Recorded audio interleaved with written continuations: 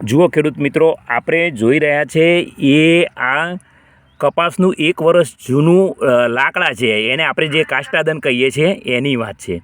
આ કાષ્ટાદન 1 વર્ષ જૂનું છે અને ભીનું કરેલું છે અને ખેતરની અંદર આપણે મૂકી રાખેલું છે. હવે આની પ્રક્રિયા નીચે શું થાય છે, એના નીચે એક આપણે કપડું રાખ્યું છે, એ પણ ખાદીનું જ કપડું છે, એટલે પ્રાકૃતિક છે, નેચરલ છે. હવે આપણે જોઈએ કે આ આચ્છાદન હોય, એના ઉપર પાણી જતું હોય, જીવામૃત જતું હોય, ઘન જીવામૃત જતું હોય, તો જમીનની નીચેની પડોની અંદર એની શું અસર થાય એ આપણે ચકાસીએ. આપણે જોઈએ, ચાલો.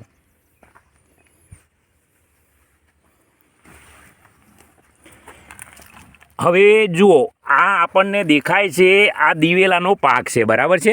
અને એના નીચે આપણે યારે જે લાકડા કાષ્ટાદન મૂકેલું છે એ વસ્તુ છે. આ તમને દેખાશે અહીંયા ઉધઈ પણ એટલી છે, જુઓ.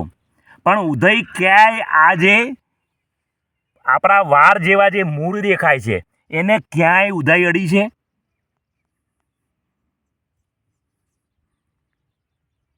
અને આ પાતળા મૂળ છે એ ખોરાક ખાવાનું કામ કરે છે. અને સાઈડમાં જે કપડામાંથી બહાર નીકળેલા છે એ લાકડા પણ આપણને દેખાય છે. એટલે આ કાષ્ટ ખાવા માટે ઉધઈ મથી રહી છે, બરાબર, મૂળને ખાતી નથી. એટલે આપણે જે કહીએ છીએ કે મોટાભાગના ટેકનિકલ અધિકારીઓ પણ આજે એ સ્વીકારવા તૈયાર નથી કે પ્રાકૃતિક ખેતીમાં ઉધઈ છે એ ખેડૂતનો પરમ મિત્ર છે. ખરેખર સમજવું ખૂબ કઠિન છે, પરંતુ આ બાબતથી ફલિત થાય છે કે જો પ્રાકૃતિક ખેતીના એક આયામોનું જે રીતે વર્ણન કરવામાં આવ્યું છે એ રીતે જો આપણે અપનાવીએ તો ઉધઈ ખરેખર ખેતીમાં ઉપયોગી છે.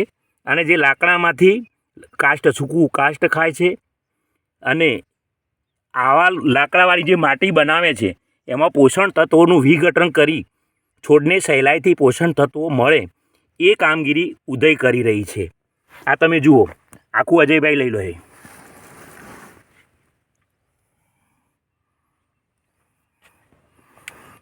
આ બધે જ ઉધઈ છે, બરાબર છે. આ કપડા ઉપર પણ ચડી છે.